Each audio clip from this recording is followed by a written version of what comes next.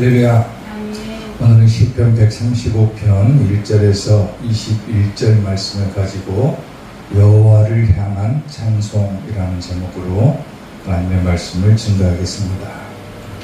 시편 135편은 이스라엘의 역사의 현장 속에 나타나셔서 구원을 베풀어 주시는 하나님의 선하심과 인자하심을 고백하며 찬양하는 내용으로 이루어져 있습니다.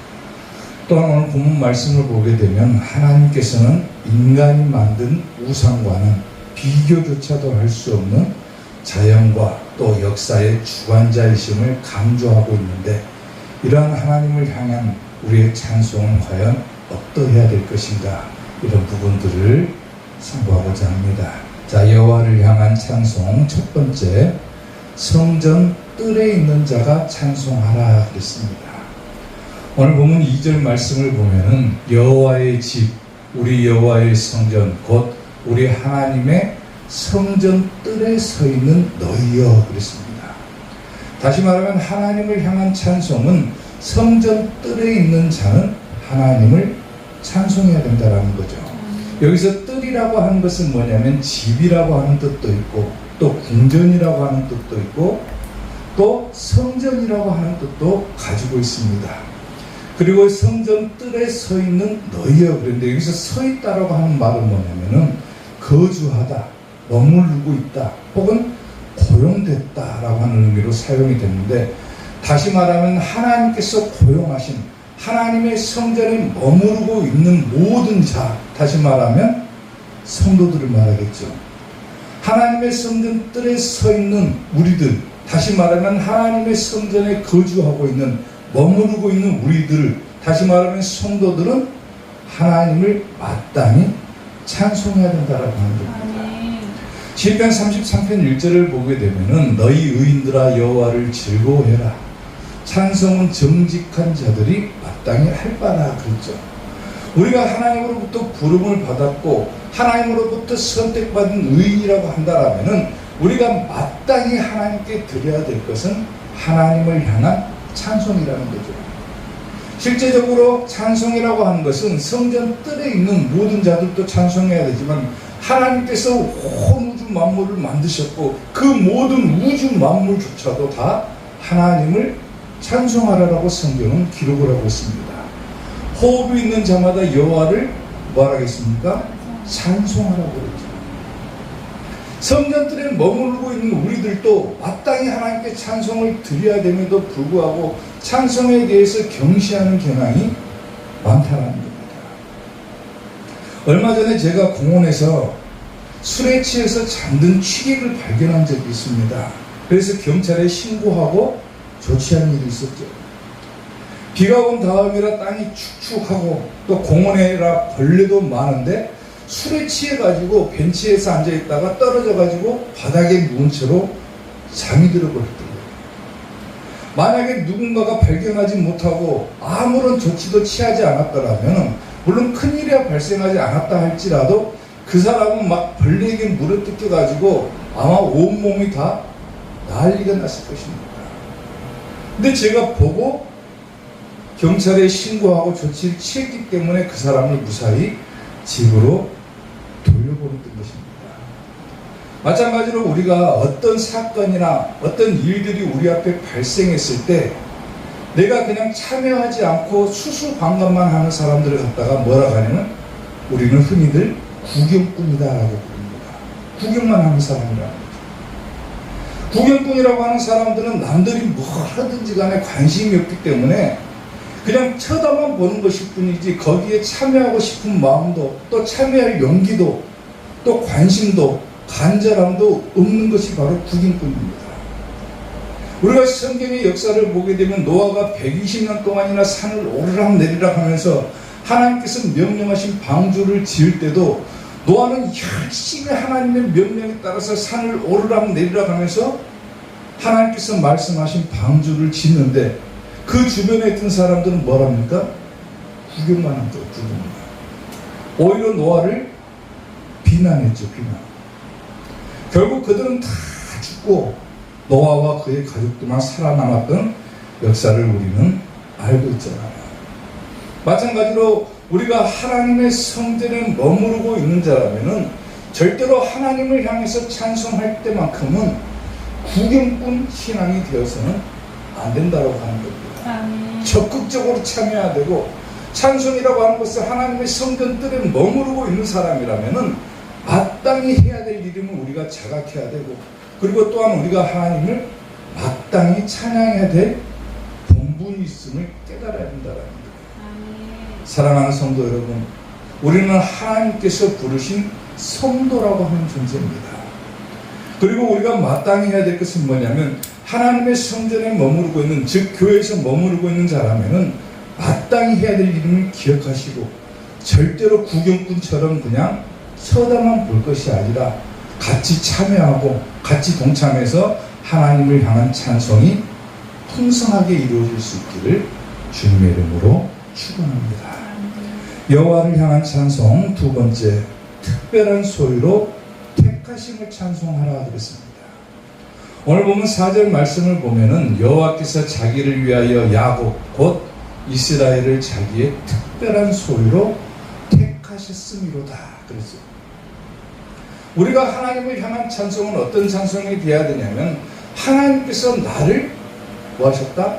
택하셨다. 나를 불러주셨다. 여기서 택하셨다라고 하는 말은 뭐냐면 선택했다고 말입니다. 선택했다. 혹은 지정했다고 말입니다. 하나님께서 우리를 선택하셨고 지정하셨다 그 말이에요. 우리가 거기에 대한 하나님을 찬송하는 겁니다. 근데 하나님께서 선택을 하셨는데 뭘로 선택을 하셨냐면 특별한 뭐라고 합니까? 소유로 택하셨다고. 소유. 여기서 특별한 소유라고 하는 말은 뭐냐면은 수동태 분사로 이 단어가 쓰이게 되면은 어떤 뜻으로 해석이 되냐면 비밀 위에 감춰둔 보석이라는 뜻을 가지고 있습니다. 그러니까 하나님께서 우리를 선택하셨다, 특별한 소유로 선택하셨다라고 하는 말은 뭐냐면 우리를 아주 비밀스럽게 감춰둔 보석과도 같은 존재, 그야말로 값어치를 매길 수조차도 없는 그런 존재로 우리를 선택해 주셨다라는 거예요. 우리가 그러한 사실을 알고 해야 되는 것이 뭡니까? 찬송이라는 찬송. 신명기 7장 6절을 보게 되면 너는 여호와 내 하나님의 성민이라. 내 하나님 여호와께서 지상 만민 중에서 너를 자기 기업의 백성으로 택하셨다. 그랬죠. 또한 베드로전서 2장 9절을 보게 되면은 그러나 너희는 택하신 족속이요 왕같은 제사장들이요 거룩한 나라여 그의 소유가 된 백성이니 이는 너희를 어두운 데서 불러내어 그의 기이한 빛에 들어가게 하신 이의 아름다운 덕을 선포하게 하려 하시니라. 그랬죠. 하나님께서 나를 불러주셔가지고 어두운 데서 빛의 자녀로 바꿔주시고, 하나님께서 세상에 수없이 많은 나라와 민족과 사람들 가운데서 나를 특별하게 선택하고 지정했다. 그리고 비밀리에 감춰둔 보석과도 같은 존재로 만들어주셨다. 이런 부분들을 우리가 깨닫고 찬송해야 된다는 거죠. 아멘. 여러분들은 하나님께서 감추어둔 보석과도 같은 존재들입니다. 하나님께서 세상의 수많은 사람 가운데 여러분들을 불러주시고 지정해 주셔가지고 오늘 이 자리에 나와서 하나님을 마음껏 찬송할 수 있게 된 것입니다. 그런 것들을 깨달으라고. 사랑하는 성도 여러분, 제가 중국에서 유학생활을 한 4년 정도 한 적이 있습니다. 중국에서 유학을 할 때 그 당시만 하더라도 굉장히 열악한 환경이었습니다. 지금은 어떤지 모르겠습니다만 제가 중국 유학할 때 학교 측으로부터 부당한 대우를 유학생들이 상당히 많이 받았어요. 그때 당시에는. 그래서 부당한 대우를 받아가지고 유학생들이 전체가 학교 측에다 항의를 합니다. 이런 것들은 이렇게 고쳐달라, 이렇게 하지 말아달라. 항의를 하면은 당시에는 국제학부라고 해가지고 그 국제학부에서 유학생들을 관리를 하는데 그 국제학부 직원들이 어떻게 반응하냐면은 아무런 반응조차도 하지 않습니다. 왜 우리 시설들은 이렇게 하냐, 왜 물은 이렇게 나오지 않느냐, 막 항의를 해도 그 사람들의 반응은 뭐냐면 시큰둥한 거예요. 시큰둥한. 아예 거들떠보지도 않습니다. 왜 그럴까? 그래도 우리는 중국까지 유학 온 학생들이고 당연히 학교 측에다 우리의 요구사항을 말할 수도 있는 건데 그들은 듣는 척조차도 하지 않습니다. 저는 그 이유를 몰랐는데 나중에 똑같은 일을 겪은 미국 시민권을 가진 유학생이 있었어요. 이 미국 시민권을 가진 유학생이 부당한 대우에 대해서 항의를 하는데 그때만 하더라도 그 사람들이 똑같이 반응합니다. 왜? 생긴 것은 멀쩡하게 한국 사람입니다. 근데 나중에 알고 봤더니 그 사람은 미국 시민권을 가지고 있었던 사람이었던 거예요. 즉각적으로 미국 대사관에 연락을 하고 대사관 측에서 학교 측에다 전화를 하니까 그때 중국인들의 반응이 확 달라진 겁니다. 바로바로 조치를 취해줍니다. 그때 느꼈던 감정이 뭐냐면은 참 우리 대한민국은 작은 나라구나. 작은 나라, 소국이라 해가지고 이 중국 사람들이 한국 유학생들이 이렇게 무시하는구나 라고 하는 그런 자괴감도 들었습니다. 그런데 우리들은 그런 걸 떠나서 성경에서는 우리들을 향해서 뭐라고 하냐면은 우리는 하늘의 시민권을 가진 자다라고 얘기합니다. 당시의 대국, 지금도 대국이지만은 미국 시민권을 가지고 있으면은 그 당시의 대우가 완전히 다른 거예요. 완전히 한국 시민권하고는 차원이 다릅니다. 세상 사는 사람들도 그 나라에 대한 시민권만 가지고 있으면 어마어마한 권세를 누릴 수가 있는 거죠. 사도 바울도 마찬가지잖아요. 로마의 시민권을 가지고 있으니까 아무도 함부로 대하지 못하죠. 근데 성경은 우리들에게 하늘의 시민권을 가졌다라고 얘기를 합니다. 그 말씀은 곧 뭐냐면 우리가 하나님의 백성이라는 뜻이죠. 우리가 하나님의 백성이 된 것은 내 의지로 된 것이 아니고 내 노력으로 된 것이 아니고 내 힘으로 된 것이 아니고 전적으로 누구의 은혜입니까? 하나님의 은혜죠. 하나님께서 나를 지정하시고 선택하시고 불러주셨고 비밀리에 감춰둔 보석처럼 우리를 택하셨기 때문에 우리가 그런 은혜에 대해서 감사하는 것은 당연한 바다는 말입니다. 우리가 하나님을 향한 찬송은 하나님께서 나를 불러주셨다. 이것만 생각하고도 하나님을 향한 찬송이 이루어져야 되는 거예요. 오늘 하나님께서는 저와 여러분들을 불러주셨습니다. 선택하셨습니다.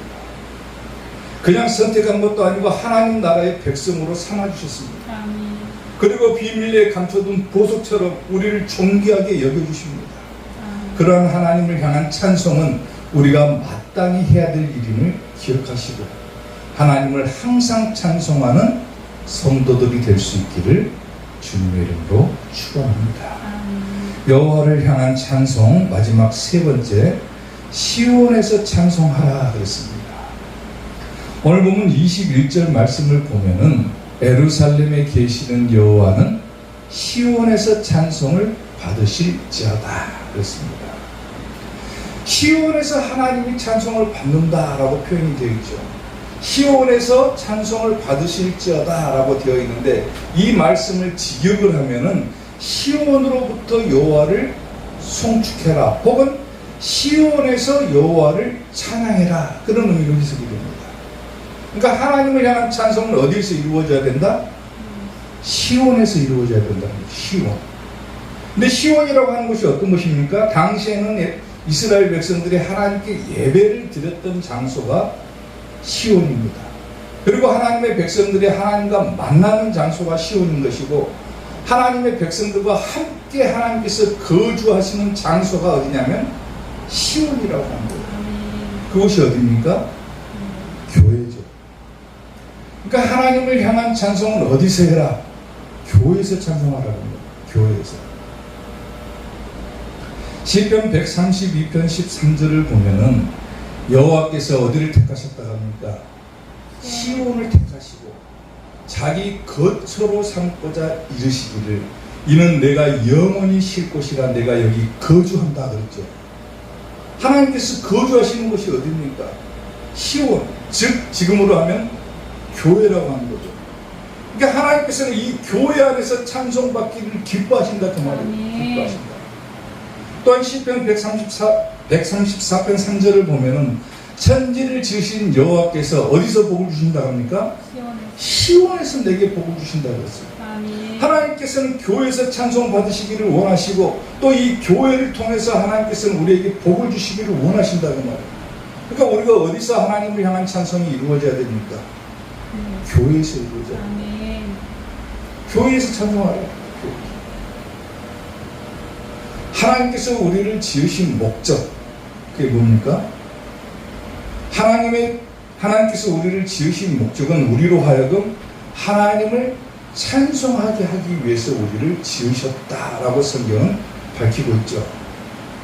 우리가 하나님께 찬송을 드리기 위해서 우리가 지음을 받은 존재인데 과연 우리가 그러면 어떻게 하나님을 찬송해야 될 것인가? 찬송을 언제 하는 것이고 또 어디서 해야 되는 것이고 또 어떻게 해야 될 것인가? 이런 부분들을 생각해 봐야 되잖아요.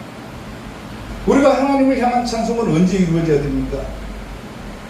아무 때고 찬송하는 겁니다. 시간에 관계없이 아무 때고 하나님을 찬송하는 거예요. 그리고 어디서 찬송하라고 그랬습니까? 오늘 본문에서는 물론 아무 데서나 찬송해도 상관은 없지만 될 수 있으면 어디서 찬송하라는 거예요? 교회에서 찬송하라는 거예요. 교회에서 하나님께서는 찬송받기를 원하시고 또 교회를 통해서 복을 주시기를 원하시기 때문에 될 수 있으면 교회에서 찬송해라. 그리고 어떻게 찬송하는 겁니까? 자기가 할 수 있는 대로 온 힘을 다해서 하나님을 찬송하는 겁니다. 손뼉 치면서 찬송하든지 두 손 들면서 찬송하든지 막 춤을 추면서 찬송하든지 하나님을 향한 찬송은 자기의 온 힘을 다해서 하나님을 찬송해야 된다는 거예요. 아멘. 두 손 들고 찬양하고 막 춤추면서 찬양하고 결국 교회에서 하는 것은 부끄러운 것이 아닙니다. 왜냐하면 하나님을 향한 찬송이기 때문에. 아까도 얘기했지만 교회에 나와가지고 찬송 부르는데 그냥 가만히 있거나 입도 벌리지 않고 손뼉도 치지 않고 두 손도 들지 않고 그냥 가만히 구경꾼처럼 있는 신앙은 절대로 올바른 신앙이라고 볼 수가 없다라고 합니다.